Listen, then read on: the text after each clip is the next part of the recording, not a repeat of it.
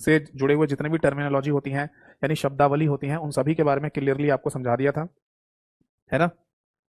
जितने भी इंटरनेट से जुड़े हुए टर्म्स हो सकते हैं जो आजकल हमें देखने को मिलते हैं, वो मैंने बता दिया था आपको, है ना। तो आज की क्लास, आज के सेशन में मैं नेटवर्किंग वाले चैप्टर को स्टार्ट करने जा रहा हूँ, और नेटवर्किंग को कंप्लीट तरीके से समझेंगे, ठीक है। एक बच्चे ने लिखा है सर 12th पास हूँ, आप मुझे ये बताओ कि कौन सी गवर्नमेंट जॉब सही रहेगी। इस तरीके के कमेंट्स को लास्ट में डिस्कस करेंगे, जब मैं बोलूँ कि आज का सेशन, आज की क्लास खत्म हुई है ना। लास्ट में डिस्कस करेंगे, अभी टॉपिक चैप्टर पढ़ते हैं। तो देखिए हेडिंग डालिए नेटवर्किंग। ये है ना हमारा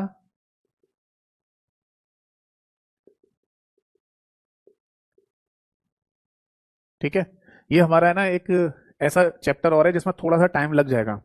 मतलब मैं समझ रहा हूँ कि शायद 3-4 क्लासेस हो सकती हैं इसमें, नेटवर्किंग में। बट इसके बाद के जितने भी चैप्टर हैं वो एक एक दो दो क्लास के ही हैं ठीक है ना।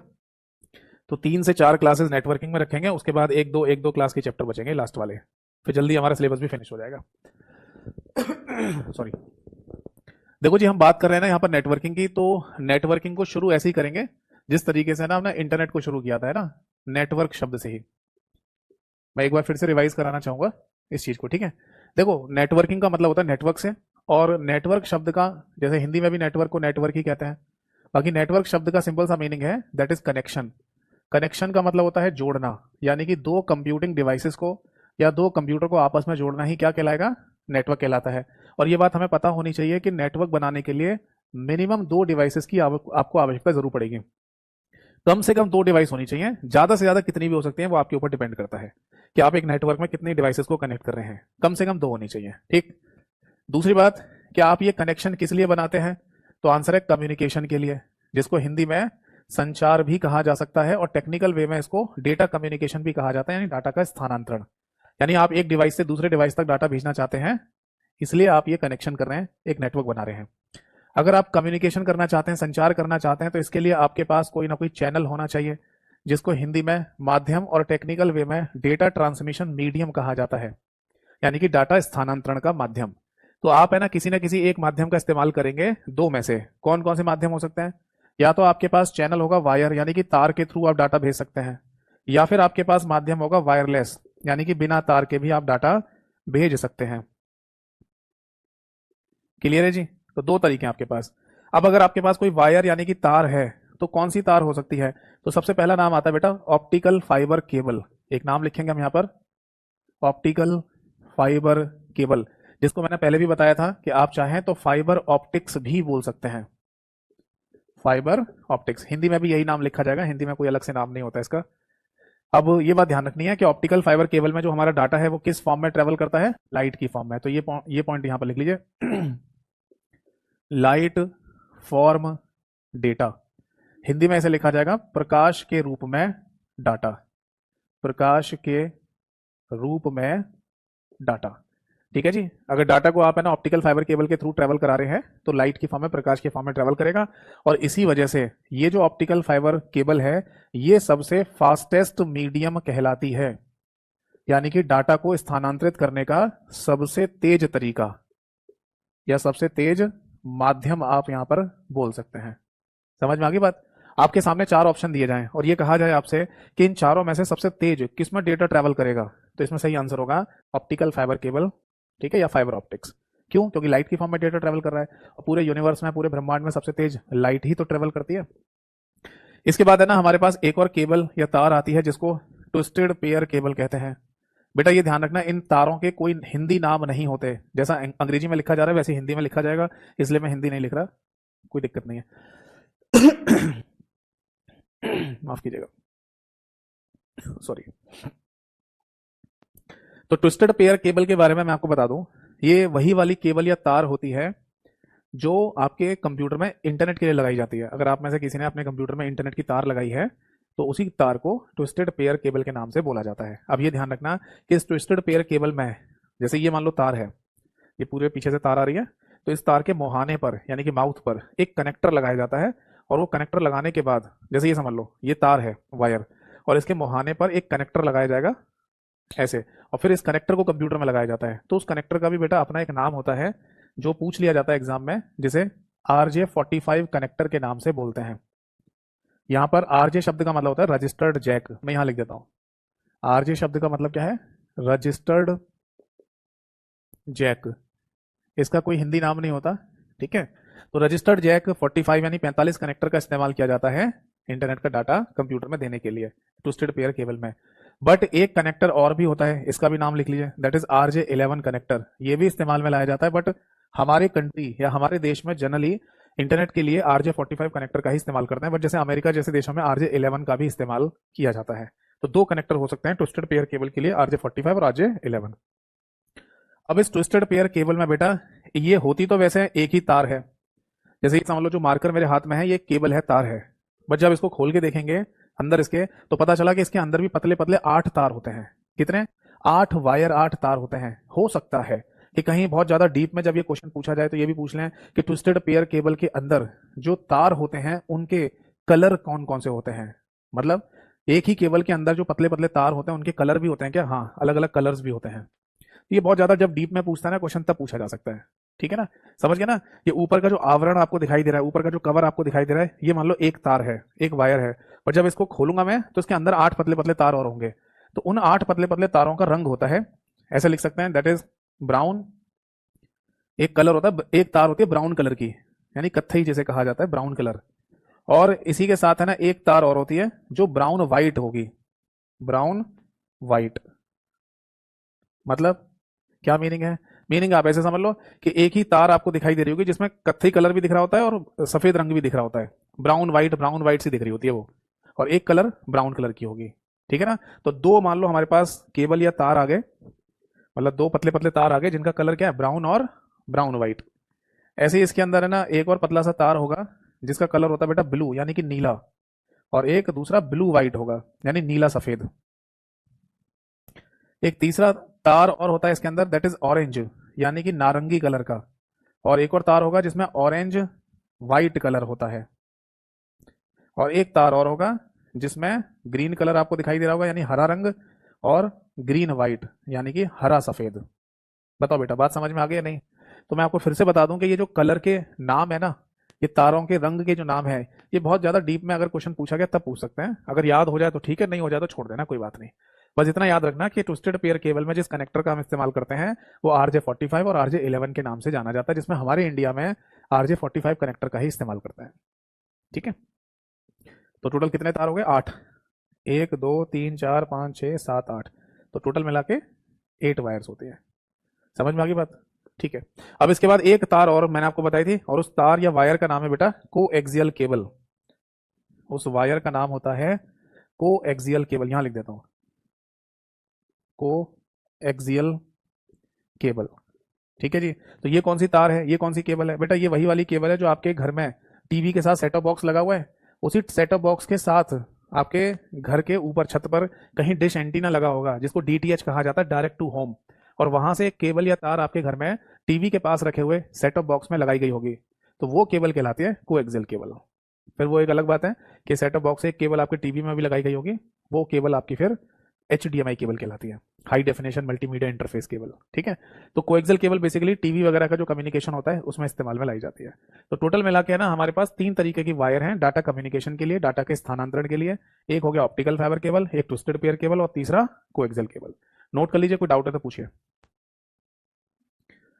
बाकी आपको बताइए, अगर आप नोट नहीं करना चाहते तो कोई दिक्कत वाली बात नहीं है। मेरा टेलीग्राम चैनल आपको बताइए कंप्यूटर बाय यतेंद्र सर के नाम से है, वहां पर नेटवर्किंग के नाम की कंप्लीट क्लास PDF आपको मिल जाएगी, जिसको डाउनलोड करके आप प्रिंट आउट निकलवा कर भी पढ़ सकते हैं, रिवीजन कर सकते हैं। और लिख रहे हैं तो बहुत अच्छी बात है। तो बेसिकली हमें ये समझ में आ गया कि अगर हमारे पास कोई वायर कनेक्शन है, ठीक है, तार के द्वारा, तो वो कितने प्रकार का हो सकता है, ठीक। अब इसके बाद दूसरा मैंने आपको चैनल बताया, दैट इज वायरलेस, यानी कि अगर आपको डाटा को बिना तार के भेजना है, बिना वायर के यानी बिना तार के, तो बेसिकली यहां पर हम इस्तेमाल करते हैं इलेक्ट्रोमैग्नेटिक वेव्स। इलेक्ट्रोमैग्नेटिक वेव्स बेटा इनको हिंदी में कहा जाता है विद्युत चुंबकीय तरंगें, विद्युत चुंबकीय तरंगें, क्लियर है। तो इन विद्युत चुंबकीय तरंगों में 3 एग्जांपल है हमारे पास। वैसे विद्युत चुंबकीय तरंग लाइट भी होती है, हमने ऑप्टिकल फाइबर केबल के अंदर देखा ना कि डेटा हमारा लाइट की फॉर्म में ट्रेवल करता है, तो लाइट यानी प्रकाश भी एक विद्युत चुंबकीय तरंग होती है जो सूर्य से हमारे पास आती है ना। बट डेटा कम्युनिकेशन में यानी डाटा को संचार करने के केस में हम केवल 3 ही तरंगों का इस्तेमाल कर रहे हैं, और वो 3 तरंगें होती हैं बेटा। सबसे पहला नाम है रेडियो वेव्स, जिनको हिंदी में रेडियो तरंगें ही कहा जाता है। ठीक है, हिंदी में भी वही नाम होते हैं जो अंग्रेजी में लिखे गए हैं। दूसरा नाम होता है माइक्रोवेव्स, जिसको हिंदी में माइक्रो तरंगें कहा जाता है। और तीसरा नाम होता है बेटा इंफ्रारेड वेव्स, जिसको हिंदी में भी इंफ्रारेड के नाम से ही बोला जाता है, इंफ्रारेड तरंगें। अब इनमें भी कुछ एग्जाम्पल बन सकते हैं, जैसे, या इनमें भी क्वेश्चन बनाए जा सकते हैं। जैसे अगर आपसे ये पूछा जाए कि बहुत लंबी दूरी के लिए यानी कि लॉन्गेस्ट डिस्टेंस के लिए किस प्रकार की तरंगों का इस्तेमाल किया जाता है नेटवर्किंग में, है ना, डाटा कम्युनिकेशन में, तो इसका सही आंसर होगा रेडियो वेव। ठीक है, तो मैं, आप इसके आगे लिख लेना, यहाँ जगह नहीं है इसलिए मैं ऊपर लिख देता हूँ। ठीक है, तो रेडियो वेव के केस में ना ये बात आप नोट कर लीजिए कि रेडियो वेव का इस्तेमाल किया जाता है बहुत लंबी दूरी के लिए, यानी हम लिख सकते हैं लॉन्गेस्ट डिस्टेंस, हिंदी में कहा जाएगा लंबी दूरी। बट ये ध्यान रखिएगा कि रेडियो वेव का इस्तेमाल एक दूसरे तरीके से भी किया जाता है, जिसमें हम शॉर्ट डिस्टेंस भी कवर करते हैं, है ना, पर वो शॉर्ट रेंज रेडियो वेव्स कहलाती हैं, उनको बोलते हैं शॉर्ट रेंज रेडियो वेव्स। ठीक है, जैसे हिंदी में कहा जाएगा कम दूरी की रेडियो तरंगें, कम दूरी की रेडियो तरंगें उन्हें बोला जाता है। समझ में आ गई बात। जैसे उदाहरण के लिए अगर आप रेडियो एफएम वगैरह सुनते हैं, तो जो वेव्स आपके पास आती हैं, जैसे कार में आप रेडियो एफएम सुन रहे हैं, तो जो आपके पास वेव या तरंगें आ रही हैं वो रेडियो वेव ही होती हैं, लॉन्ग डिस्टेंस वाली, क्योंकि आपके शहर में, आपके सिटी में कहीं ना कहीं एक रेडियो स्टेशन बना होगा, और उसी रेडियो स्टेशन से रेडियो वेव को ब्रॉडकास्ट कर दिया जाता है एक शहर की रेंज के अकॉर्डिंग। ठीक है, तो उसी शहर की रेंज में जो रेडियो वेव ब्रॉडकास्ट हो रही होंगी, तो उन्हीं को आप रिसीव करते हो और आवाज सुनते रहते हो, गाने सुनते रहते हो कार में, है ना। बट जैसे अगर हम माउस की, कीबोर्ड की बात करें, तो इनमें ना जो वायरलेस कीबोर्ड या वायरलेस माउस आते हैं, उनमें शॉर्ट रेंज रेडियो वेव ही इस्तेमाल होती है। तो इसमें भी 2 तरीके हैं, ये ध्यान रखना। बट केवल अगर आपसे ये पूछा जाए कि सबसे लंबी दूरी तक अगर डाटा ट्रेवल कराना है आपको, तो कौन सी तरंगों का इस्तेमाल करते हैं, तो आंसर रेडियो वेव ही होगा। इसके बाद आता है माइक्रोवेव। ठीक है जी, तो माइक्रोवेव्स का इस्तेमाल है ना, ऐसे समझ लो, मतलब बहुत लंबी दूरी के लिए भी नहीं करना, ठीक है, माइक्रोवेव्स, और बहुत छोटी दूरी के लिए भी नहीं होता, बीच में होता है ना। इसीलिए इसका एग्जांपल होता है बेटा, दैट इज मोबाइल कम्युनिकेशन। ये जितना भी मोबाइल कम्युनिकेशन हम देख रहे हैं, इन सभी में माइक्रोवेव्स का ही इस्तेमाल किया जाता है, जिसको हिंदी में कह सकते हैं मोबाइल संचार।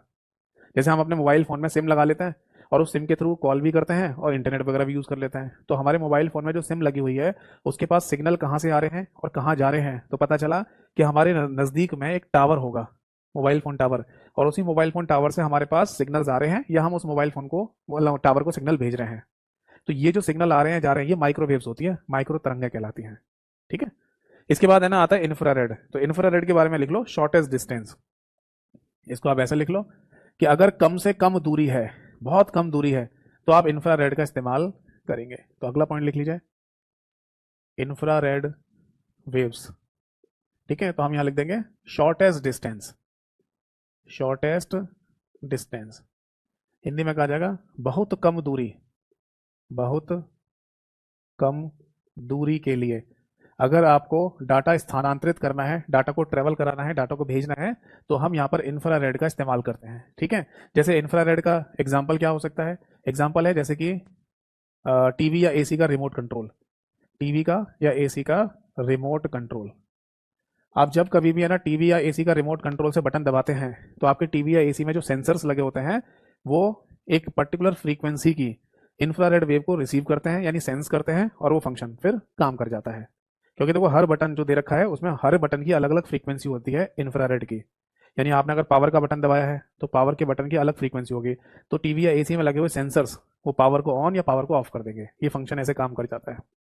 समझ में आ गई बात। तो टीवी या एसी के रिमोट कंट्रोल में हम क्या यूज कर रहे होते हैं, बेसिकली इंफ्रारेड वेव का इस्तेमाल कर रहे होते हैं।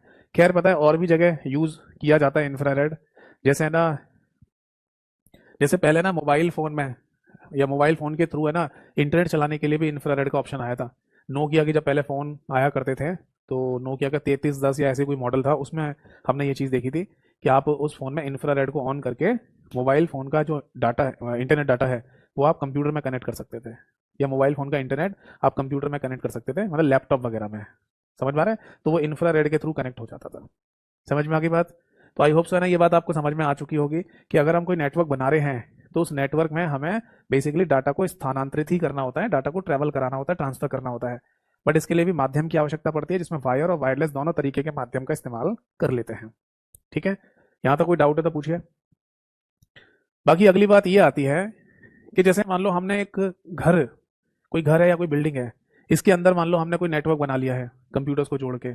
ठीक है, हम डाटा एक दूसरे कंप्यूटर में ट्रांसफर कर रहे हैं, हमने एक नेटवर्क बना लिया। क्या इसको कोई नाम दिया जा सकता है? या मान लो कोई एक ऐसा नेटवर्क बनाया गया है जो पूरे शहर में फैला हो, क्या इसको कोई नाम दिया जा सकता है? या कोई ऐसा नेटवर्क जो पूरी दुनिया में ही फैला हो, क्या उसको कोई नाम दिया जा सकता है? तो अगला पॉइंट हम पढ़ेंगे टाइप्स ऑफ नेटवर्क्स, यानी नेटवर्क के प्रकार। क्योंकि देखो नेटवर्क अलग अलग तरीके के बनाए गए हैं, और बनाए गए हैं उनकी रेंज के अकॉर्डिंग, यानी उनके दायरे के अकॉर्डिंग। ठीक है, और ये कोई अलग से नाम नहीं है, ये नाम शायद आपने पहले भी सुन रखे होंगे। आपने लैन, मैन, वैन, ये नाम सुने? आई होप सो के सुने ही होंगे, कहीं ना कहीं क्वेश्चन में, किताब में कहीं ना कहीं पढ़े भी होंगे इसके बारे में आपने, इनके बारे में पढ़ा होगा आपने। ठीक, तो अगला हेडिंग डालिए नेटवर्क्स। तो अलग अलग अगर ये नाम्स हमें देखने को मिलते हैं, ठीक है, जैसे कि लैन, मैन, वैन, कैन, पैन, ये सब होते क्या है, इनमें डिफरेंस क्या होता है, ये हमें पता होना चाहिए। एक क्वेश्चन और भी ऐसे पूछा जा सकता है कि अगर कई सारे लैन, मैन, पैन, कैन दे रखे हों, तो इनको अरेंज करो छोटे से बढ़ते हुए क्रम में। तो मैं यहाँ पर सही क्रम लिखने जा रहा हूँ। देखो बेटा, नेटवर्क्स में सबसे छोटा नेटवर्क होता है पैन, और इनसे बड़ा नेटवर्क, पैन से बड़ा नेटवर्क होता है लैन, लैन से बड़ा नेटवर्क होता है कैन, कैन से बड़ा नेटवर्क होता है बेटा मैन, और मैन से बड़ा नेटवर्क होता है बेटा वैन। तो ये पॉइंट आप ध्यान रखना। ठीक है, pan, lan, can, man, van, ये टोटल मिला के 5 नेटवर्क्स कंसीडर किए जाते हैं। होते तो और भी बहुत सारे हैं, बट जनरली जो आपके पेपर्स में पूछे जाते हैं वो कुछ यही नेटवर्क्स होंगे, जिनमें सबसे छोटा होगा पैन और सबसे बड़ा वैन कहलाता है। ठीक है, तो अब यहाँ पर है ना, हम पैन का जिक्र करते हैं। पैन क्या चीज़ होती है? सबसे पहले तो पैन का फुल फॉर्म देख लो। पैन को बोलते हैं बेटा personal area network, personal area network. ठीक है जी, एक पॉइंट और लिखेंगे, पूरे नेटवर्क में जितने भी नेटवर्क्स हैं, सबसे स्मॉलेस्ट नेटवर्क, सबसे छोटा नेटवर्क यही होता है, सबसे छोटा नेटवर्क, इससे छोटा कोई भी नेटवर्क नहीं है। तो ये मतलब रेंज क्या है इसकी, और इसका एग्जाम्पल क्या है, सबसे छोटा नेटवर्क है तो बेटा इसका रेंज और एग्जाम्पल दोनों एक ही है, एक ही चीज है। जैसे समझाता हूँ, आप यहाँ पर एग्जाम्पल लिख लो। एग्जाम्पल में आप लिखिए दैट इज मोबाइल हॉटस्पॉट। आपने कभी अपने मोबाइल फोन से हॉटस्पॉट ऑन किया है? और ऑन क्यों किया था? क्योंकि हमारे एक दोस्त ने या हमारे चिर परिचित ने ये कहा था कि मेरे को जो मोबाइल डाटा मिला था पूरे दिन का वो खत्म हो गया है, अब आप अपना मोबाइल हॉटस्पॉट ऑन कर दो जिससे मैं इंटरनेट चला लूँ, है ना? तो इसलिए आपने मोबाइल हॉटस्पॉट ऑन किया, और इसी मोबाइल हॉटस्पॉट को मोबाइल टेथरिंग भी कहा जाता है, मोबाइल टेथरिंग भी कहा जाता है।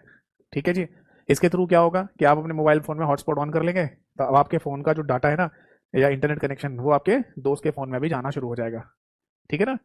तो उस कंडीशन में आपका फ़ोन ऐसे ही काम करता है जैसे कहीं आपके घर में राउटर लगा होता है इंटरनेट चलाने के लिए, तो वैसे ही बन जाता है उस समय फ़ोन आपका। भाई अगर आप अपने घर में इंटरनेट कनेक्शन लगवाते हैं तो एक राउटर नाम की डिवाइस लगती है ना घर में, उससे आप वायरलेस या वायर के थ्रू कनेक्ट कर लेते हैं अपने कंप्यूटर को, लैपटॉप को, मोबाइल को, टैबलेट को, है ना? तो इसी तरीके से जब मोबाइल हॉटस्पॉट ऑन किया जाता है, मोबाइल टेथरिंग ऑन होती है, तो उस कंडीशन में आपका फ़ोन भी एक राउटर जैसा बन जाता है, जो और डिवाइसेस को इंटरनेट कनेक्शन दे सकता है। तो बेसिकली इस मोबाइल हॉटस्पॉट की है ना, रेंज बहुत ज़्यादा नहीं होती है, बहुत कम दूरी में ही काम करेगा। अगर कोई व्यक्ति मोबाइल हॉटस्पॉट ऑन करके दूर दूर दूर होता चला जाए तो कुछ ही दूरी बाद ही ये डिस्कनेक्ट हो जाएगा, नहीं काम करेगा। इसके अलावा एक और एग्जाम्पल हो सकता है, दैट इज ब्लूटूथ। भाई आप ब्लूटूथ के थ्रू भी फाइल ट्रांसफर कर लेते हो, एक फ़ोन से दूसरे फ़ोन में, या एक डिवाइस से दूसरे डिवाइस में। हाँ, तो ब्लूटूथ भी है ना बहुत लंबी दूरी तक काम नहीं करता। ठीक है, तो ब्लूटूथ भी है ना बेसिकली पर्सनल एरिया नेटवर्क का ही एग्जाम्पल होता है। समझ में आ गई बात? देखो, एक बात और लिख लेना कि ब्लूटूथ में ना अप्रोक्सीमेट ये कहा जाता है कि करीब करीब 10, अप्रोक्स ऐसे लिख लो, अप्रोक्स 10 मीटर से लेकर 100 मीटर की दूरी तक ये काम कर सकता है। ठीक है, 10 से 100 मीटर तक काम कर जाएगा, बट इन सम केसेस, मतलब एक स्पेशल केसेस में, सम केसेस में 100 मीटर तक जा सकता है, वरना 10-20 मीटर तक की दूरी तक काम करता है बस। अब इसमें भी क्या होता है ना, ब्लूटूथ में क्लासेस होती हैं, क्लास 1, क्लास 2, क्लास 3। तो वो डिपेंड करता है कि आपके डिवाइस में कौन सी क्लास का ब्लूटूथ लगा हुआ है, क्लास 1 वाला है, 2 वाला है, 3 वाला है, उस पर भी डिपेंड करता है कि कितनी दूरी तक ब्लूटूथ काम करेगा। ठीक है, तो अप्रॉक्स 10 से 100 मीटर तक की दूरी आप कह सकते हैं कि काम कर जाएगी ब्लूटूथ के केस में। ठीक है जी। तो ये कहलाता है आपका पर्सनल एरिया नेटवर्क यानी कि पैन, इससे छोटा कोई नेटवर्क नहीं होता। इसके बाद आता है लैन यानी कि लोकल एरिया नेटवर्क। ये क्या होता है, देखो जी, लोकल एरिया नेटवर्क, सबसे पहला पॉइंट तो ये ध्यान रखना कि पूरी दुनिया में सबसे ज्यादा जो नेटवर्क बनाया जाता है, सबसे ज्यादा नेटवर्क जो चल रहा है, वो लोकल एरिया नेटवर्क ही होता है। तो पहला पॉइंट तो हम यहां पर यही लिखेंगे, मोस्टली यूज्ड नेटवर्क, हिंदी में कहा जाएगा सबसे ज्यादा उपयोग में लाया जाने वाला, उपयोग में लाया जाने वाला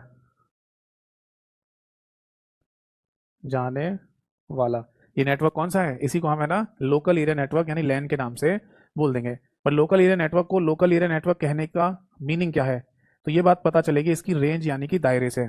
जैसे कि इसका रेंज होता है बेटा विद इन अ बिल्डिंग, यानी कि एक बिल्डिंग के अंदर बनाया गया network, with in A building, समझ में आ गया। और आप लिख सकते हैं अप्रोक्स 1 किलोमीटर, अप्रोक्स 1 किलोमीटर, ठीक है। यानी अगर आपने कोई नेटवर्क बनाया है जो किसी बिल्डिंग के अंदर बना हुआ है, अब बिल्डिंग के अंदर का मतलब कोई बड़ी सी बिल्डिंग ऐसा जरूरी नहीं है, एक कमरे के अंदर हो तो बिल्डिंग कहा जाता है। जैसे इस कमरे के अंदर मैं कई सारे कंप्यूटर्स को कनेक्ट करके जोड़कर एक नेटवर्क बना रहा हूँ, तो ये भी लोकल एरिया नेटवर्क है। मान लीजिए अगर 2 4 5 मंजिला इमारत है ना, उसको उसके अंदर है ना कंप्यूटर्स को जोड़कर एक नेटवर्क बनाया गया है, तो वो भी लोकल एरिया नेटवर्क है। अगर आप किसी कंप्यूटर लैब में चले जाएं जहां पर 10 20 50 100 कंप्यूटर रखे हों, तो वो कंप्यूटर्स अगर आपस में जुड़े हुए हैं तो उसको भी लोकल एरिया नेटवर्क बोलेंगे। आप किसी लाइब्रेरी में चले जाओ जहां वाईफाई कनेक्शन लगा हो, जहां पर वाईफाई का इस्तेमाल करके सभी लोग अपने फ़ोन में या लैपटॉप में इंटरनेट चला लेते हैं, तो वो भी लोकल एरिया नेटवर्क कहलाएगा। आप किसी साइबर कैफ़े में चले जाओ, जिसको इंटरनेट कैफ़े भी कहा जाता है, तो वहां पर भी लोकल एरिया नेटवर्क ही बना हुआ होता है। यानी आप मोस्ट ऑफ द जगह पर जहां कहीं भी जाएंगे वहां लोकल एरिया नेटवर्क ही बना हुआ है। जैसे मान लो आप है ना, आई थिंक जहां तक मैं सही हूँ, जी के पॉइंट ऑफ व्यू से बता रहा हूँ आपको, कि अगर हम गोरखपुर चले जाएं, उत्तर प्रदेश में गोरखपुर जगह है, वहां पर आई थिंक इंडिया का सबसे बड़ा रेलवे स्टेशन बना हुआ है ना, गोरखपुर में ही है शायद, 1 किलोमीटर के एरिया में है पूरा, इतना लंबा रेलवे स्टेशन है। तो अगर मान लो उस पूरे रेलवे स्टेशन पर वाईफाई लगा दिया जाए, ठीक है, और वो वाईफाई यूज हो रहा हो पूरे रेलवे स्टेशन पे, तो वो भी लोकल एरिया नेटवर्क कहलाएगा, है ना। तो ये एक रेंज या एक दायरा बनाया गया है हर एक नेटवर्क का नाम देने के लिए। तो कहा गया कि एक बिल्डिंग के अंदर या अप्रोक्स 1 किलोमीटर के एरिया में अगर कोई नेटवर्क होगा तो उसे लोकल एरिया नेटवर्क बोलेंगे। बट ये जैसे 1 किलोमीटर लिखा हुआ है, तो ये कोई फिक्स लाइन नहीं होती है कि आप 1 किलोमीटर के एरिया से जैसे ही थोड़ा सा एक कदम बाहर निकले तो लोकल एरिया नेटवर्क खत्म। ये अप्रोक्सीमेट होती है, 1.5 किलोमीटर भी हो सकता है लोकल एरिया नेटवर्क, समझ में आ गया।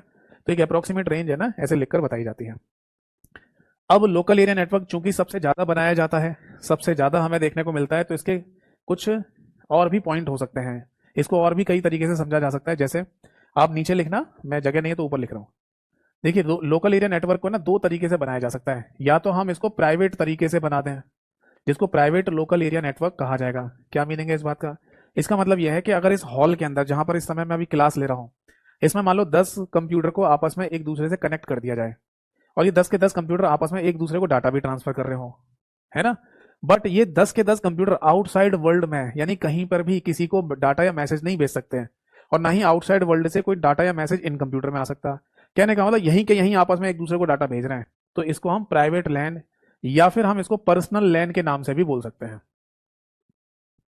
क्या बोल सकते हैं, पर्सनल लोकल एरिया नेटवर्क। ये प्राइवेट तरीके से बनाया गया है, किसी का अपना खुद का लोकल एरिया नेटवर्क, ठीक। But local area network public तरीके से भी काम करता है, जिसको पब्लिक लैन कहा जाएगा। इसका क्या मीनिंग है, जैसे मान लो यहाँ पर इस कमरे में 10 कंप्यूटर रखे हुए हैं, और इन 10 के 10 कंप्यूटर में इंटरनेट कनेक्ट है, तो ऑब्वियस है कि यहाँ रखे हुए हर एक कंप्यूटर से आप आउटसाइड वर्ल्ड में कहीं पर भी मैसेज कर सकते हो। जैसे यहाँ पर अगर इंटरनेट चल रहा है कंप्यूटर्स में, तो आपका अगर दोस्त कोई अमेरिका में रहता है, तो अमेरिका में रहने वाले दोस्त को आप यहाँ से मैसेज कर सकते हो, हाँ कर सकते हैं। तो ये पब्लिकली हो गया ना, क्या पूरी दुनिया में कहीं से भी किसी को मैसेज भेज सकते हैं, मैसेज प्राप्त कर सकते हैं, तो पब्लिक लैन कहलाएगा। और पब्लिक लैन के केस में बस ये ध्यान रखना है कि ये पब्लिक लैन वहीं कहा जाएगा जहां पर इंटरनेट चल रहा हो, इंटरनेट चल रहा हो, वहीं पर हम पब्लिक लैन के नाम से बोल देंगे, ठीक है। आगे एक और पॉइंट लिखे, लोकल एरिया नेटवर्क के केस में ना एक कंडीशन और भी हो सकती है कि ये वायर के थ्रू भी बनाया जा सकता है, यानी कि तार के थ्रू। जब लोकल एरिया नेटवर्क को वायर के थ्रू बनाया जाता है तो हम इसको वायर्ड लोकल एरिया नेटवर्क कह देंगे। आप बोलेंगे ये कौन सी बड़ी बात बता दी आपने सर, क्योंकि वायर के थ्रू बन रहा है तो वायर्ड शब्द लगा दिया। बट इसको एक और नाम दिया जाता है, ये इंपॉर्टेंट है, और वो है दैट इज ईथरनेट। ये ध्यान रखना, इसी को ईथरनेट के नाम से बोल दिया जाता है। ईथरनेट कह दो, ईथरनेट लैन कह दो, एक ही बात है। तो जब आपसे पेपर में क्वेश्चन पूछा जाए कि एक लोकल एरिया नेटवर्क जो वायर या तार के थ्रू बनाया गया हो तो उसे क्या कहा जाता है, तो उसे ईथरनेट कहा जाता है। क्या हम लोकल एरिया नेटवर्क को वायरलेस बना सकते हैं, यानी कि बिना तार के बना सकते हैं? तो आंसर है जी हाँ, बिना तार के भी बन जाएगा। तब हम उसको वायरलेस लैन यानी वायरलेस लोकल एरिया नेटवर्क कह देंगे, या फिर हम उसको केवल डब्लू लैन भी बोल देते हैं। ये ध्यान रखना कि कभी भी डब्लू लैन शब्द लिखा हुआ आ जाए तो वायरलेस लोकल एरिया नेटवर्क को ही कहा जाता है, क्योंकि डब्लू लैन यहां पर भी कह सकते हैं, देखो डब्लू और लैन। तो वायर्ड लोकल एरिया नेटवर्क यानी तार वाले लोकल एरिया नेटवर्क को कभी भी डब्लू लैन नहीं कहा जाता। डब्लू लैन अगर लिखा जाए तो वायरलेस लोकल एरिया नेटवर्क को ही कहा जाता है, जिसको आप वाईफाई के नाम से भी जानते हैं। मुझे कोई बताएगा कमेंट सेक्शन में कि वाईफाई की फुल फॉर्म क्या होती है?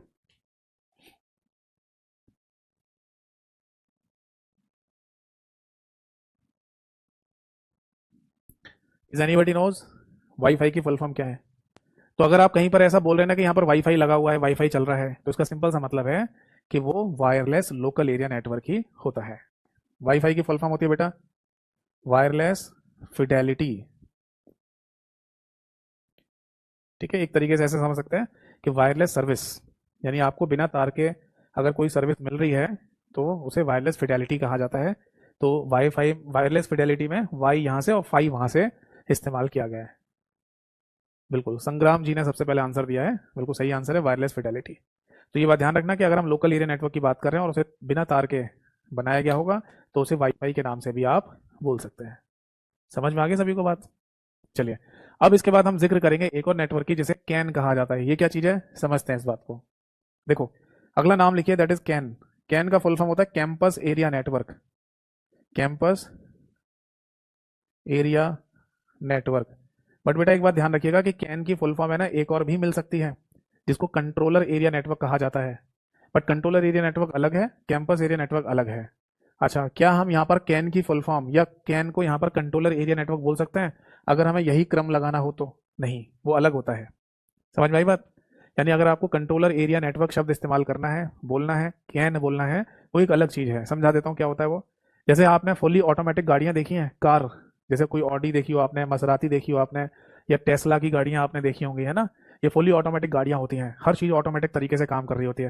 टेस्ला तो इतना ऑटोमेटिक हो गया कि ड्राइवर अगर स्टेयरिंग को ना पकड़े और सो जाए गाड़ी में तब भी वो गाड़ी चलती रहती है। समझ में आया? तो इतनी ऑटोमेटिक गाड़ियों के अंदर एक कंप्यूटराइज सिस्टम होगा, जी हाँ, उसी को कारप्यूटर कहा जाता है। कंप्यूटर जैसा शब्द है ना, वैसे ही बनाया गया कारप्यूटर। और उसी फुली ऑटोमेटिक गाड़ियों के अंदर जो नेटवर्क बना हुआ है जिनसे सारी चीजें डिवाइसेस कनेक्ट हैं, उसको कंट्रोलर एरिया नेटवर्क कहा जाता है। तो अगर कभी कैन की full form controller area network लिखी हुई आ जाए और पूछा जाए ये कहाँ होता है, तो उसका सही आंसर होगा फुली ऑटोमेटेड व्हीकल के अंदर, फुली स्वचालित वाहनों के अंदर। ठीक। बट यहां पर कैन का मतलब क्या है, इसे कैंपस एरिया नेटवर्क बोलते हैं। इसका रेंज एग्जाम्पल सब एक ही चीज है। यानी अगर आपसे कहा जाए कि किसी कॉलेज के अंदर कोई नेटवर्क बना हुआ है, या किसी यूनिवर्सिटी के अंदर बना हुआ है, कोई विश्वविद्यालय है उसके अंदर का कोई नेटवर्क हो, या फिर अगर कोई बिजनेस ऑर्गेनाइजेशन का, है ना, बिजनेस ऑर्गेनाइजेशन का कोई कैंपस हो और उस कैंपस में कोई नेटवर्क बना रखा है, तो उसी को कैंपस एरिया नेटवर्क के नाम से बोल देंगे। जैसे उदाहरण के लिए मैं दिल्ली यूनिवर्सिटी का नाम ले लेता हूँ। दिल्ली यूनिवर्सिटी मान लो 2-4-5 किलोमीटर के एरिया में फैली हुई है, या 5-10 किलोमीटर के एरिया में फैली हुई है। तो इतने बड़े एरिया में जितनी भी बिल्डिंग्स हैं उन सभी में इंटरनेट कनेक्शन दिया गया है ना, या कोई प्राइवेट कनेक्शन भी हो सकता है। ठीक है, और पूरी बिल्डिंग, जितने भी बिल्डिंग है इस पूरी दिल्ली यूनिवर्सिटी के कैंपस में, सभी को एक ही नेटवर्क से जोड़ रखा है। ठीक। तो इतना बड़ा नेटवर्क कैंपस एरिया नेटवर्क कहलाएगा। दूसरी बात, जैसे बिजनेस कैंपस का मतलब क्या है, जैसे मैं आपको एक उदाहरण बताता हूँ। आपने ना उत्तर प्रदेश में एक जगह का नाम शायद सुना होगा, गजरौला। नाम सुना है? मेरठ मुरादाबाद वाले एरिया में, रीजन में पड़ता है, उन्हीं के पास में ये शहर है, गजरौला के नाम से। तो उस गजरौला नाम के शहर में पता है करीब 30-32 किलोमीटर के एरिया में, 30-32 किलोमीटर एरिया बहुत बड़ा एरिया होता है। इतने बड़े एरिया में एक कंपनी का कैंपस है, एक बिजनेस कैंपस है एक कंपनी का। क्या है उस कंपनी का नाम? जुबिलेंट। ये कौन सी कंपनी है? आपने डोमिनोज पिज्जा खाया है? खाया ही होगा कभी ना कभी। तो डोमिनोज बेसिकली एक कंपनी है जो अमेरिका की, जो पिज्जा बनाती है। उस अमेरिका वाली कंपनी का पूरा ऑपरेशन इंडिया में जुबिलेंट नाम की कंपनी चलाती है। यानी डोमिनोज ने ये बोला इंडिया में किसी कंपनी को कि तुम हमारे डोमिनोज पिज्जा को बेचो, तुम पैसा कमाओ और कुछ पैसा हमें भी दो रॉयल्टी के नाम पर। तो उन्होंने कहा ठीक है। तो जुबिलेंट नाम की कंपनी बेसिकली डोमिनोज पिज्जा को इंडिया में ऑपरेट करती है। समझ में आया? आप कभी डोमिनोज पिज्जा खाने जाना तो जो बिल दिया जाए ना आपको, उस बिल पे देखना कहीं ना कहीं जुबिलेंट ये शब्द लिखा हुआ जरूर मिल जाएगा आपको। तो वो एक कंपनी है जो गजरौला में है। अब बात ये आती है कि उस कंपनी ने 30-32 किलोमीटर के एरिया में बना क्या रखा है, इतना बड़ा एरिया एक शहर के अंदर, वहां बेसिकली उन्होंने पूरा सब कुछ सेटअप कर रखा है डोमिनोज का। यानी अगर पूरे इंडिया में डोमिनोज पिज्जा जिस डब्बे के अंदर रखा हुआ आता है, वो अगर बन रहा है वो वहीं बनता है। अगर बैंगलोर में भी आप पिज्जा खा रहे हो ना, और डोमिनोज का जो पिज्जा रख के जो डब्बा जो आता है, वो गजरौला से ही जाता है वहां पर, समझे। अगर मान लो बैंगलोर में या मान लो कलकत्ता में अगर मान लो डोमिनोज पिज्जा का शोरूम वो है, एक स्टोर है, और वहां अगर कोई मशीन लगी हुई है, वो मशीन खराब हो गई, या वहां पर कोई मशीन सेटअप की जानी है, वो गजरौला से ही जाएगी वहां पर, समझे नहीं। तो इस तरीके से ना गजरौला नाम की जगह से ही पूरे पूरे इंडिया में डोमिनोज पिज्जा को ऑपरेट किया जाता है, चलाया जाता है। अब आप बोलेंगे सर जो डोमिनोज का जो पिज्जा बेस होता है, डो, जिसे आटा गुथा हुआ आटा कहते हैं, डो कहते हैं, वो भी क्या गजरौला से जाता है कि हर जगह? नहीं, वो गजरौला से हर जगह नहीं जाता, बट जो उसका आटा है, जो आटे से जिससे वो बेस बनाते हैं पिज्जा का, वो वहीं से जाता है। बट जो गुथा हुआ आटा है, वो डेली के डेली डोमिनोज पिज्जा में नहीं करते। जैसे हमारे घर में जब रोटियां बनाई जाती हैं, तो आटे को लेकर तभी के तभी हैंड टू हैंड उसको मैश किया जाता है, गूथा जाता है, वो वैसा नहीं होता वहां पर। अगर आप डोमिनोज पिज्जा में कभी पिज्जा खाने गए, तो पूरे चांस हैं कि आपको, ऐसा हो सकता है कि पूरे चांस हैं कि आप 3 दिन पुराना वो गूथा हुआ आटा खा रहे हो, मैक्सिमम 3 दिन बस। मतलब उस आटे को ऐसा गूथा गया होगा, मैश किया गया होगा 3 दिन पहले, जिसको आप आज खा रहे हो। आप बोलेंगे सर ये खराब नहीं है, नहीं खराब नहीं है, क्योंकि इनके पास चिलर्स होते हैं। चिलर समझते हो, जैसे फ्रीज होता है, उसके ऊपर फ्रीजर होता है बर्फ जमाने के लिए, इनके ऊपर होता है चिलर, जिसमें अगर कोई सामान रखा जाए और वो बिल्कुल बर्फ की जैसे जम जाएगा, उसको फिर मतलब खराब नहीं होता वो। तो इनके पास चिलर्स होते हैं, उन चिलर्स में इन चीज़ों को रखा जाता है। ठीक है। ऐसा भी हो सकता है कि आप सेम मान लो आज ही के दिन वो आटा तैयार किया गया हो और आज ही आप खाने पहुंच गए हो, ठीक है, और हो सकता है 3 दिन बाद वाला भी आप खा रहे हो, और हर एक स्टोर पर भी नहीं बनता ये। जैसे एग्जांपल बताता हूँ कि ये जो आगरा अलीगढ़ का जो क्षेत्र है ना, उत्तर प्रदेश में आगरा अलीगढ़, यहाँ पर वो आटा है ना, कहाँ से आता है गुथा हुआ आटा? नोएडा से आता है। मतलब नोएडा से, या नोएडा में मशीनों में ये आटा गूथा जाता होगा, फिर वहाँ से उसमें चिलर्स में ट्रक होते हैं, चिलर वाले, उनमें रखा जाता है, फिर स्टोर्स पे दिया जाता है, और इस तरीके से हमें डोमिनोज पिज्ज़ा खाने को मिलता है। चलो आप बोलेंगे सर इतनी जानकारी आपको कैसे डोमिनोज के बारे में? अब वही है ना कि जब कोई चीज़ सामने हो रही होती है तो दिमाग चलना चाहिए, क्वेश्चंस आने चाहिए हमारे दिमाग में। तो ऐसे ही एक दिन मैं खड़ा हुआ था, पिज्ज़ा बनने में टाइम लग रहा था, मैंने कहा इसे यूटिलाइज करते हैं। मैंने कि बाल की खाल निकालते हैं। अच्छा आदमी था वो, जो वहाँ पर खड़ा हुआ था डोमिनोज वाला। मैं जैसे जैसे क्वेश्चन पूछता जा रहा था, मेरे को बताता भी जा रहा था वो। तो इस तरीके से सारी जानकारी मेरे को मिली। ठीक है, चलो। तो अब समझ में आया कि अगर किसी कंपनी ने अपना बहुत बड़ा बिजनेस कैंपस बना रखा है, या किसी यूनिवर्सिटी का कोई कैंपस है, और वहां अगर नेटवर्क बना रखा है उन्होंने, कंप्यूटर्स को जोड़कर, डिवाइसेस को जोड़कर, तो वो नेटवर्क कैंपस एरिया नेटवर्क कहलाता है। ठीक। अब आगे देखिए, इसके बाद है ना एक और नेटवर्क आता है जिसे मैन कहते हैं, मेट्रोपॉलिटन एरिया नेटवर्क, और इसकी रेंज होती है किसी टाउन या शहर के बराबर, मैन। तो अगला नाम लिखिए, that is metropolitan area network. Metropolitan area network. ठीक है। तो सबसे पहले तो हम इसकी रेंज लिखेंगे, यानी कितने बड़े दायरे को है ना मेट्रोपॉलिटन एरिया नेटवर्क कहा जाता है। तो इसका सिंपल सा आंसर है किसी टाउन यानी कस्बे में, या फिर किसी सिटी यानी कि शहर में फैला हुआ नेटवर्क, है ना, टाउन या सिटी नेटवर्क को हम क्या बोलेंगे? मेट्रोपॉलिटन एरिया नेटवर्क के नाम से बोल देंगे। बेटा बात समझ में आ गई?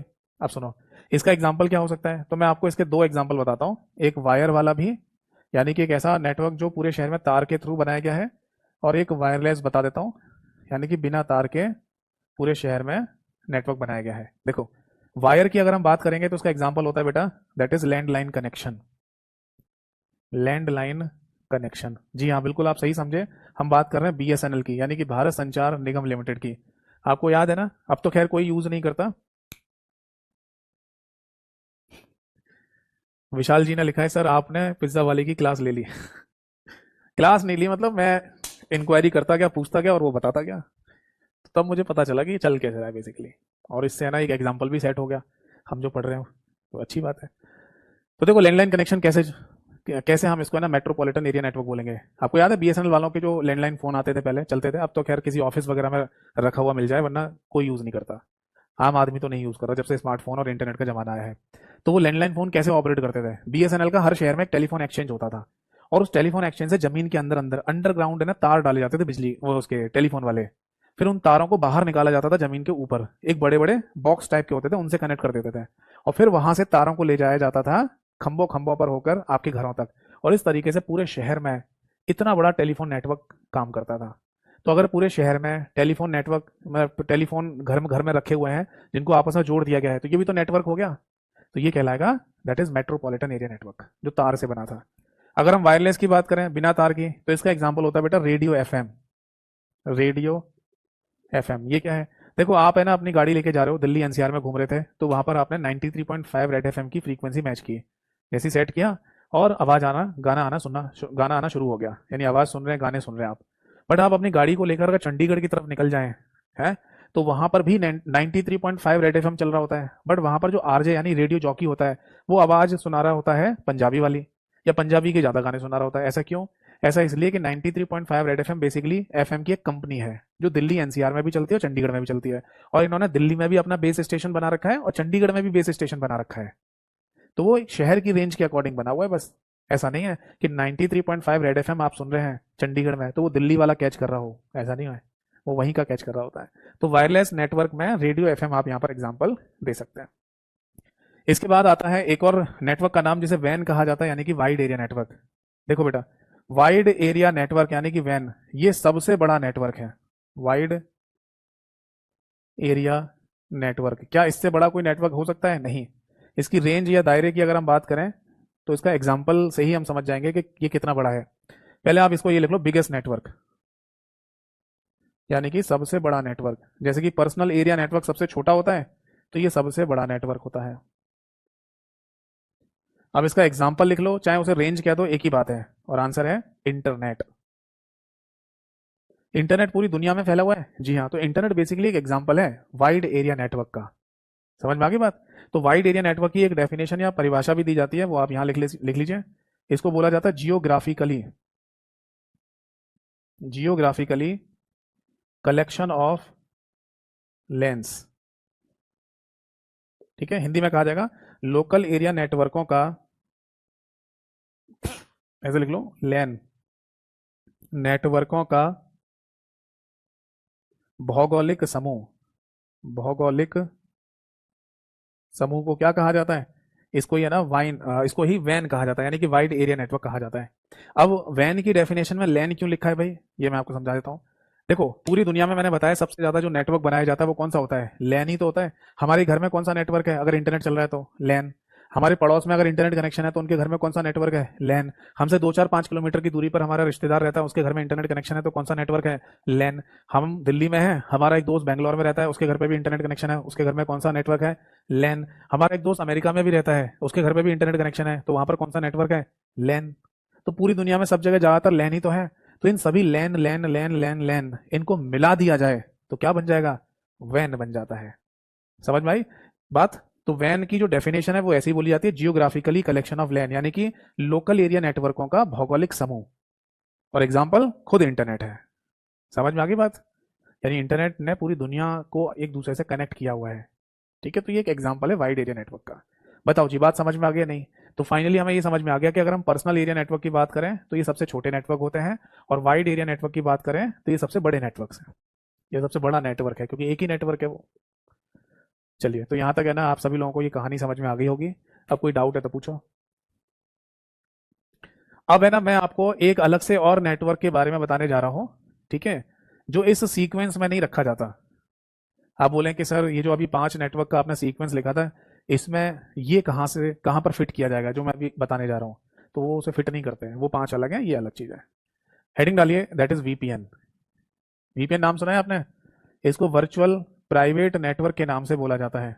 वर्चुअल प्राइवेट नेटवर्क क्या है? ये कौन सा नेटवर्क है समझाता हूं। देखो, वर्चुअल प्राइवेट नेटवर्क बेसिकली एक सिक्योर नेटवर्क होता है, और ये सिक्योरिटी प्रोवाइड की जाती है इंटरनेट के ऊपर। हम एक शब्द में अगर कहें तो इसे सिक्योर नेटवर्क कह सकते हैं, यानी हिंदी में इसे कहा जाएगा सुरक्षित नेटवर्क। ठीक है जी। बट ये सुरक्षा किस पर प्रोवाइड की जा रही है? इंटरनेट के ऊपर ही। क्या मतलब है? देखो, अगर आपसे ये पूछा जाए आज के समय पर कि सबसे असुरक्षित यानी इनसिक्योर नेटवर्क कौन सा है, तो आप आंसर देंगे इंटरनेट। क्यों भाई? इंटरनेट के थ्रू ही आज की डेट में सबसे ज्यादा मालवेयर ट्रांसफर होते हैं। आपके कंप्यूटर में वायरस, वॉर्म, ट्रोजन अगर ये सब एंटर कर रहे हैं तो ये इंटरनेट के थ्रू ही आते हैं। अगर आपके साथ अगर कोई इस समय फ्रॉड होता है तो वो इंटरनेट के थ्रू हो रहा है आज के डेट में। अगर कोई हैकिंग वगैरह होती है तो वो इंटरनेट के थ्रू हो रही है। तो इंटरनेट आज की डेट में सबसे इनसिक्योर नेटवर्क है। बट इसी इनसिक्योर नेटवर्क के ऊपर अगर कोई सुरक्षा प्रदान कर दे तो वो क्या होगा, वही वर्चुअल प्राइवेट नेटवर्क होगा। तो पहले तो डेफिनेशन लिखिए, it is a secure network, it is a secure network over internet, over internet. समझ में आया? हिंदी में लिखा जाएगा इंटरनेट के ऊपर, इंटरनेट के ऊपर सुरक्षित नेटवर्क, सुरक्षित नेटवर्क, इसी को क्या कहा जाएगा, that is virtual private network कहा जाता है। अब इसको समझते हैं कि ये वर्चुअल प्राइवेट नेटवर्क इंटरनेट के ऊपर सुरक्षा कैसे प्रदान करता है। सुनिए, किसी है ना बिल्डिंग की अगर हम बात करें, कोई बिल्डिंग है हमारे, ठीक है, मल्टी बिल्डिंग है, मल्टी स्टोरी बिल्डिंग है, तो उसमें बहुत सारे लोग आते रहते हैं, बहुत सारे लोग जाते रहते हैं, है ना, कभी भी कोई दुर्घटना हो सकती है, कभी भी कोई मिसहैपनिंग हो जाए, चोरी डकैती हो जाए, तो इसलिए ना एक गार्ड को बिठाया जाता है मेन गेट पर, और उससे कहा जाता है उस बिल्डिंग के चेयरमैन या मेन पर्सन के द्वारा कि इस बिल्डिंग में जो भी अंदर जाए उसकी डिटेल लिखना, और जो बाहर जा रहा हो उसको भी देखना कि कौन बाहर निकल के गया किस टाइम पर। तो वो सारी डिटेल को लिखता रहता है कि इस टाइम पर है ना ये व्यक्ति बिल्डिंग के अंदर जा रहा है, ये व्यक्ति बिल्डिंग से बाहर निकल रहा है। ठीक है भाई, तो ये सारी है ना जो देख रेख है, मॉनिटरिंग है, ये किसके द्वारा की जा रही है, उस सिक्योरिटी गार्ड के द्वारा की जा रही है, ताकि अगर कोई गड़बड़ी उसे फील हो तो वो तुरंत इन्फॉर्म कर देगा किसी को। अगर उसे लगे कि इस बिल्डिंग के अंदर कोई ऐसा व्यक्ति गाड़ी लेके जा रहा है या कोई ऐसा व्यक्ति घुस रहा है जिसको वो जानते नहीं और बता भी नहीं रहा है, जबरदस्ती घुसने की कोशिश कर रहा है, मतलब कुछ गलत कर सकता है, तो वहीं के वहीं उसे रोकने की कोशिश करेगा। समझ रहे हैं? तो इसी तरीके से समझ लो कि वीपीएन काम करता है, वर्चुअल प्राइवेट नेटवर्क मॉनिटरिंग का काम करता है, देख रेख का काम करता है। सपोज दैट के कोई कंप्यूटर था ए और ये बी से जुड़ना चाह रहा है, या तो बी को डाटा भेजेगा या बी से डाटा प्राप्त करेगा। अब ये काम कैसे हो सकता है, ये काम होता है बेटा इंटरनेट के थ्रू। आप इंटरनेट के थ्रू बी तक जुड़ सकते हैं, डाटा भेज सकते हैं, डाटा प्राप्त कर सकते हैं। अब हमें ये डर है कि इंटरनेट बीच में हम जो यूज कर रहे हैं उसके थ्रू हमारा कंप्यूटर में कोई नुकसान हो सकता है, कोई गड़बड़ी हो सकती है, हमारे साथ ही कोई फ्रॉड हो सकता है, तो हम ये जिम्मेदारी दे देते हैं बेटा वीपीएन को, यानी बोल देते हैं वर्चुअल प्राइवेट नेटवर्क को कि तुम यहां पर मॉनिटरिंग का काम करना बीच में। ठीक है, मॉनिटरिंग को हिंदी में कहा जाता है देख रेख।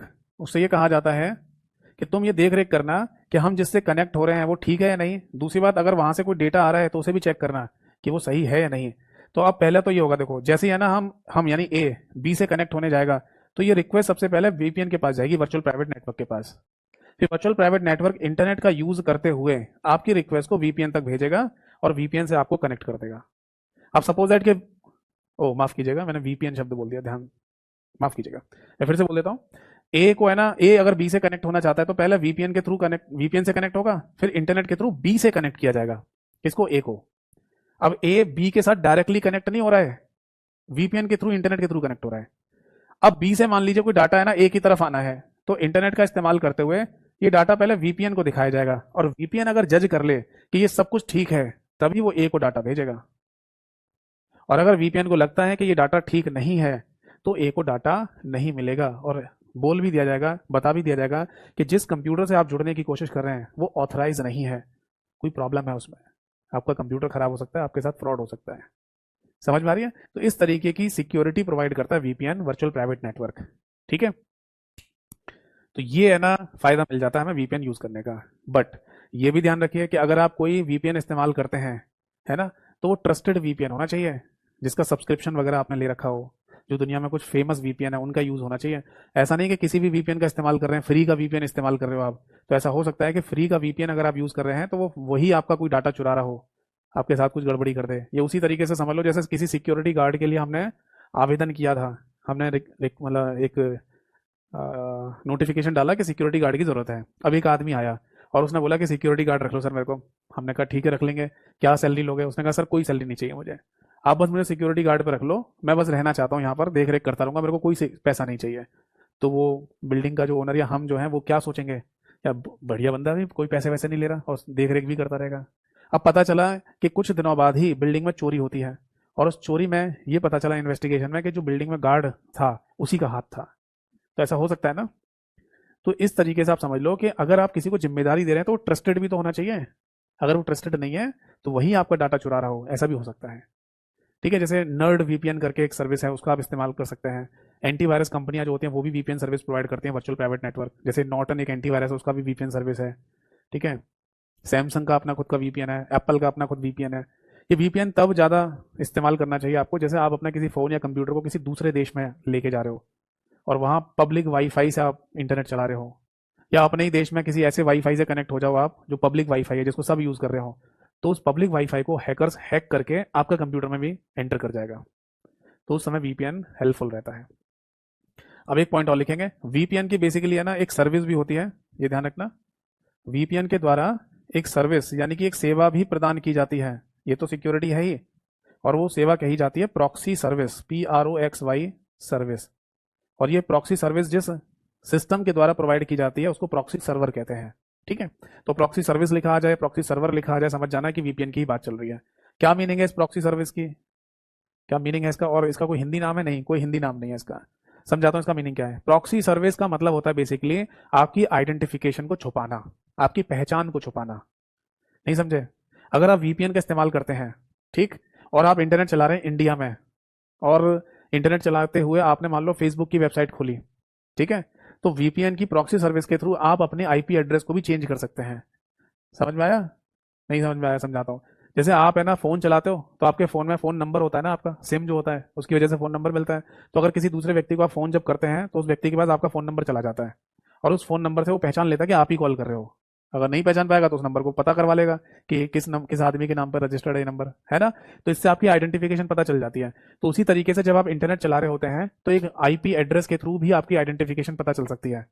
क्योंकि जब हम इंटरनेट कनेक्शन लेते हैं तब हमारा एक ID proof internet service provide करने वाली कंपनी ले लेती है।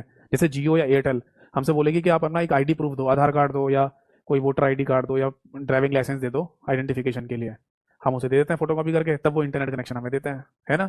तो इंटरनेट कनेक्शन का मतलब ये होता है कि हमको एक आईपी एड्रेस देना जिसको इंटरनेट प्रोटोकॉल एड्रेस कहा जाता है। ये उसी तरीके से हो गया जैसे किसी से सिम खरीद रहे हैं जियो या एयरटेल की, तो वो भी हमसे आईडी प्रूफ लेते हैं और एक सिम नंबर देते हैं, फोन नंबर देते हैं। ऐसे होता है इंटरनेट के केस में जिसमें हमें आईपी एड्रेस मिलता है। तो आईपी एड्रेस है ना बेसिकली हमारे कंप्यूटर की और हमारी भी पहचान दोनों ही होता है एक तरीके से। ठीक, अब मैं अपने कंप्यूटर में अगर फेसबुक की वेबसाइट ओपन करता हूं तो फेसबुक के सर्वर कंप्यूटर पे, यानी कि अमेरिका में जो फेसबुक का सर्वर कंप्यूटर रखा हुआ है वहां पर हमारे कंप्यूटर का आईपी एड्रेस पहुंचता है। जैसे मैं किसी को कॉल कर रहा हूं तो मेरा नंबर दूसरे के फोन पे दिखाई देता है। समझ में आ गई बात? तो इस तरीके से फेसबुक के सर्वर कंप्यूटर को ये पता चल जाता है कि ये रिक्वेस्ट कहां से आ रही है, इंडिया से आ रही है। ठीक है, बट आप ये चीज छुपाना चाहते हैं, ये चीज आप छुपाना चाहते हैं तो आप वीपीएन का इस्तेमाल कीजिए। तो फेसबुक के सर्वर को ये मतलब वो मिसगाइड हो जाएगा एक तरीके से कि ये रिक्वेस्ट कहाँ से आ रही है। आप इंडिया में रहकर इंडिया में बैठकर इंटरनेट चला रहे हो और फेसबुक के सर्वर को दिखा रहा होगा कि ये मान लो कोई रशिया से यानी रूस से कोई इंटरनेट चला रहा है। अब आप बोलेंगे ये तो गलत चीज़ है। हाँ गलत भी है कुछ तरीके से और कुछ तरीके से ठीक भी है। आप अपनी आइडेंटिफिकेशन छुपाना चाहते हैं इंटरनेट में तो वीपीएन का इस्तेमाल कर सकते हैं। समझ में आ गई बात? और एक चीज़ और समझ लो, एक एग्जांपल, जैसे अगर कभी वेबसाइट वगैरह या कोई एप्लीकेशन बैन हो जाती है ना, जैसे भारत में टिकटॉक और पबजी को बैन कर दिया गया है, अगर आप इनको भी इस्तेमाल करना चाहते हैं, इनको यूज़ करना चाहते हैं तो वीपीएन की प्रॉक्सी सर्विस के थ्रू आप कर सकते हैं। क्या मतलब है इसका? देखो, जब कोई है ना एप्लीकेशन या वेबसाइट भारत में बैन की जाती है, जैसे हमारे देश में टिकटॉक और पबजी बैन कर दिया, तो इसका सिंपल सा मतलब है कि जब हम अपने फ़ोन में या कंप्यूटर में इन एप्लीकेशन को या वेबसाइट को खोलते हैं तो हमारी जो आईएसपी कंपनी होती है ना, इंटरनेट सर्विस प्रोवाइडर कंपनी, जैसे जियो एयरटेल, यही है ना हमारी एप्लीकेशन खोलने वाली जो रिक्वेस्ट है उसको इनके सर्वर कंप्यूटर तक लेके जाती है या कनेक्ट कराती है। कौन? आईएसपी कंपनी बीच में। बट जब भारत सरकार एक नियम बना दे कि इन एप्लीकेशन या वेबसाइट को बैन कर दो, तो ये आईएसपी जो कंपनियां होती हैं ये हमारी रिक्वेस्ट को आगे नहीं बढ़ने देती बस। जैसे हमने मान लो कोई वेबसाइट खोली www.xyz.com, तो ये रिक्वेस्ट हमारी आईएसपी कंपनी के पास पहुंची होगी। किस लिए? इनके सर्वर से कनेक्ट करने के लिए। अब बस यहीं पर रोक देंगे, वो आगे कनेक्ट नहीं होने देंगे। तो इसी को कहते हैं बैन हो जाना किसी भी वेबसाइट या एप्लीकेशन का। अब यहीं पर एंट्री होती है वीपीएन की प्रॉक्सी सर्विस की। इसको आप ऐसे समझना कि मुस्लिम महिलाएं जो बुरखा नहीं पहनती हैं, ब्लैक कलर का बुरखा जो पहनती हैं, तो बस ऐसे समझ लो कि आपने है ना मान लो कोई वेबसाइट खोली www.xyz.com, तो वीपीएन की प्रॉक्सी सर्विस ने पता है इस वेबसाइट के ऊपर एक बुरखा डाल दिया है और वीपीएन इसे लेकर जा रहा है आपकी आईएसपी कंपनी के पास। अब आईएसपी जो कंपनी है जियो एयरटेल वगैरह, वो वीपीएन से पूछेंगे हाँ जी कौन, कि मैं हूँ, मैं आगे जा रहा हूँ, आगे कनेक्ट होना है मुझे किसी सर्वर से। तो अब आपकी आईएसपी कंपनी को वो xyz.com वो नहीं दिख रहा, वो छुप गया है वहां पर। तो आईएसपी कंपनी क्या करती है, जाओ आगे निकलो। तब इस तरीके से आगे सर्वर कंप्यूटर से आपको ये कनेक्ट कर देगा। और यही कारण था कि भारत में पबजी बैन होने के बाद भी लोग अपने मोबाइल फोन में खेल रहे थे वीपीएन का इस्तेमाल करके। याद है आपको? जब इंडिया में पबजी बैन कर दिया गया था तब भी लोग खेल रहे थे। ठीक है, अब कुछ लोग मतलब सही वीपीएन इस्तेमाल कर रहे थे, कुछ लोग फ्री का वीपीएन इस्तेमाल कर रहे थे, जैसे भी है, बट वीपीएन का इस्तेमाल करके कुछ लोग पबजी खेल रहे थे। अब तो भारत सरकार ने और थोड़े कड़े नियम बना दिए हैं। जैसे मेरे पास नॉर्टन एंटीवायरस है कंप्यूटर में, मोबाइल में भी है। खैर मोबाइल में जरूरत पड़ती नहीं है, बट डाल रखा है मैंने। ठीक है, तो नॉर्टन नाम का जो एंटीवायरस है उसने वीपीएन सर्विस मेरे को प्रोवाइड की हुई थी। तो अब मैं जब वीपीएन सर्विस को ओपन करता हूँ या ऑन करता हूँ तो लिखा हुआ आता है कि आपके रीजन में वीपीएन सर्विस को ही बैन कर दिया है हमारी। समझ रहे हैं? मतलब ना बजेगा, ना रहेगा बांस और ना बजेगी बांसुरी। मतलब भारत सरकार को ये भी पता चल गया कि वीपीएन के थ्रू भी है ना वेबसाइट्स वगैरह, एप्लीकेशन वगैरह खोल सकते हो, कनेक्ट हो सकते हो आप उनसे। तो उन्होंने वीपीएन को ही बैन कर दिया। तो नॉर्टन एंटीवायरस का वीपीएन तो बैन है। बाकी और का ज़्यादा अभी जानकारी नहीं है मेरे को। हो सकता है कर ही दिए हों सारे वीपीएन बैन। मतलब उसमें लिखा हुआ आता है कि आपके रीजन में बैन है, बट आप अपने रीजन यानी अपनी कंट्री से जैसे ही बाहर निकलोगे। तो अभी हम कुछ समय पहले गए थे बाहर घूमने, तो वहां पर वीपीएन काम कर रहा था नॉर्टन एंटीवायरस का। समझ में आया? चलो, तो आई होप सो है ना, नेटवर्क की जो जानकारी मैं आपको देना चाह रहा था वो आपको अच्छे से समझ में आई होगी। तो आज की क्लास और सभा को यहीं पे छोड़ते हैं। अगली क्लास में आगे हम ओएसआई मॉडल को पढ़ेंगे। अगला पॉइंट होगा हमारा ओपन सिस्टम इंटरकनेक्शन मॉडल, जो कि नेटवर्किंग का एक मॉडल है जिसके थ्रू समझाया जाता है कि एक कंप्यूटर से दूसरे कंप्यूटर तक डाटा कैसे ट्रांसफर होता है, जिसमें 7 लेयर्स यानी कि 7 लेयर का कॉन्सेप्ट आता है। क्लियर है? तो उसी मॉडल के अंदर है ना आपको टोपोलॉजीज के बारे में, प्रोटोकॉल्स के बारे में, आईपी एड्रेस, मैक एड्रेस के बारे में, एनक्रिप्शन डिक्रिप्शन के बारे में, ये सब जानकारी आपको वहीं पर मिलेगी। ठीक है? कोई डाउट है तो पूछिए, नहीं तो आज की क्लास को यहीं पर समाप्त करते हैं।